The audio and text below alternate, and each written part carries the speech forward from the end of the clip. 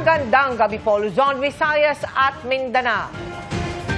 Natagpuang nakagapos, balot ng duct tape ang mukha at nakasilid sa isang bag ang labi ng negosyanteng Chino at kanyang driver sa Rodriguez, Rizal. Halos 2 linggo na mula nang mawala ang mga biktima na dinukot umano ayon sa pulisya.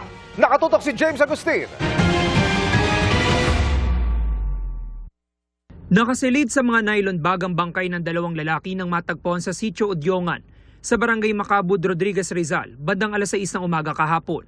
Ang mga biktima nakasuot lang ng underwear, duguan ng mga ulo at nakabalot ng duct tape. Nakatali rin patalikod ang mga kamay nila.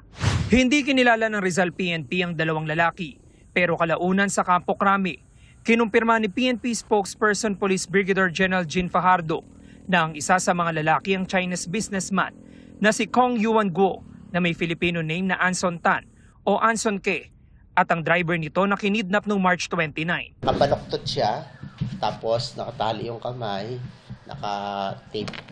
Pagkatapos inilagay siya sa parang bag na, ano ba tawag doon, parang buli.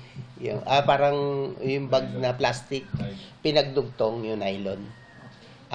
Ganun yung nakita sa kanya, tapos yung isa katabi niya rin. Ito po yung bahagi ng Sitio Udyongan kung saan natagpuan ang mga bangkay ng 2 biktimang lalaki kahapon.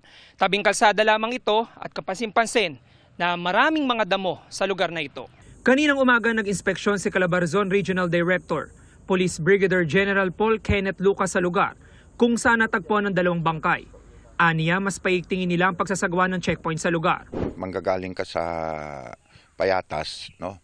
Meron naman tayong checkpoint diyan, no? So ang gagawin natin is dito naman sa dulo.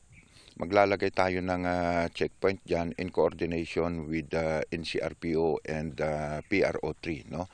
So gagawa tayo ng composite checkpoint diyan para mabantayan natin itong kahabaan ng kalsada na ito. Para sa GMA Integrated News, James Agustin, nakatutok, 24 oras.